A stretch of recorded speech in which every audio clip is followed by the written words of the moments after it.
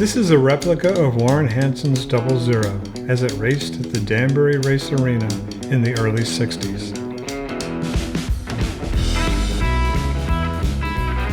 A car collector friend of mine asked me to build him a replica of one of his favorite cars that he saw race on Saturday nights. I was happy to do it because I also used to go to the Danbury Racearena as a kid.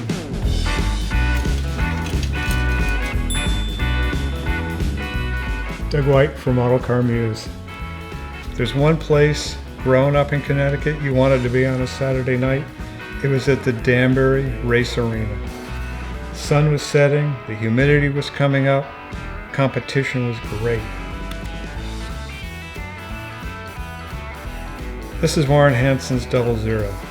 His most noted driver was dynamic Dan Gaudiosi. This car was a 6-cylinder Chrysler that competed against a field of V8 Fords.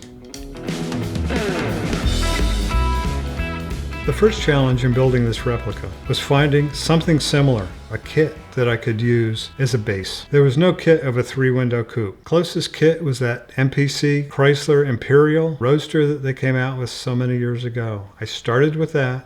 I actually had to shorten down the body and build a roof section for it. To get those measurements, I went out and measured a full-size 3-window coupe that was owned by one of the guys that raced at the Racearena and applied all those calculations to this body. I then had Early Racing Classics make a resin copy so I'd have a very solid piece to work with. When we went out and measured the body, we also measured complete engine. I used those measurements, applied them to the 8-cylinder engine that came in the kit, shortened it down, widened it a little bit to make the 6-cylinder. In doing that, one of the most important things was replicating the Spitfire head. When you think about it, that was like one of Chrysler's first in-house speed parts, was this high compression head. I used photo etch to replicate the Spitfire script and the lightning bolts that run on either side. I used photo etch on the battery. I wanted it to be an early 60s, like brand new Delco battery. And you can see the Delco logo on the front. I also machined 6 yellow caps. They do have the indentations on the edges of the cap. You really can't see them by eye, but if you go in there with a magnifier, they're there. And I think that's really cool. Also in photo etch, for the block, it has the serial numbers from the block we measured that day. You know, it was the old days before digital. I drew it out with a magic marker, reduced it, and then had the photo etch made by a company. Of course, the headers, they were scratch built. They really had to have that look of being used and heat cycled many times.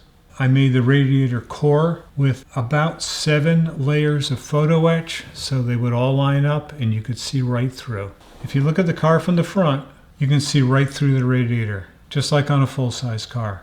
If you turn it slightly to the side, you don't see through. I think it's a great detail. I machined the tank on the top out of brass and then detailed it with a little bit of silver paint to simulate solder. Carburetor is modified from the kit carburetor. A lot of detail was added. Scratch built the linkage in the return spring. The choke is opened and you can actually see right down inside the carburetor. There's a little bit of fuel in there. And for what it's worth, one of the details, you always have a little backfire. So I thought that would be kind of cool on the bottom side of the hood. I machined all the pulleys and made a fan belt to loop them all together. I used machine spark plugs from RB Motion. They have all the great detail you'd expect. I also have the ignition wiring in there, and of course the firing order is correct.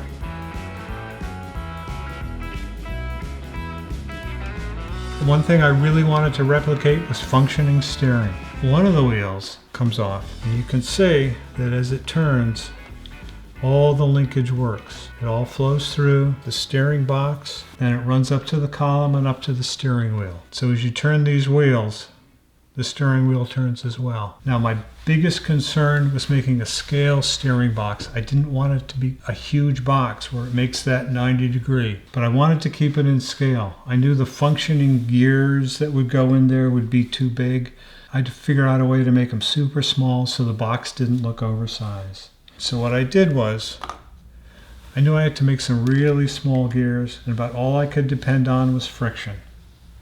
So I had a steering column shaft, and I had to transfer that out to the arm. In doing that, I made a cone gear that would work. So this would be friction between the two. And I made the two cones out of a pencil eraser. It was just enough friction glued on the shafts that when I turned the one, it would pick up from the other and rotate the other shaft. These two parts in there are like the size of, the heads of two pins. Super small, but they took care of it. And even now, so many years later, it still works. The cowl vent is locked in the open position, just as it was on the real car. There are a lot of functioning parts on this replica. The trunk lid opens, reveals the gas tank. Passenger side door opens. Pivots on 3 scissor hinges. The dashboard has a temperature and an oil pressure gauge. Very simple, which I made by photo reducing the gauge faces themselves. I then used Wizard's O's to make the surround, the bezels for the gauges. Those 4 big fat wide tires. They all came from kits. With an air eraser, I dulled them down so they'd have a realistic rubber look to them. The wheels, painted gloss white, came from kits, but I machined them so the inner plates and the wheel rim edges would have the proper offset for all 4 sides. The driver's side wheel is removable. I even built a bottle jack to hold it up. Turned on a lathe. Bottle jack is made out of aluminum. I just thought with removing the wheel, it would be great to see this hefty brake drum and note that there's a little shadow left from the dirt when the wheel comes off.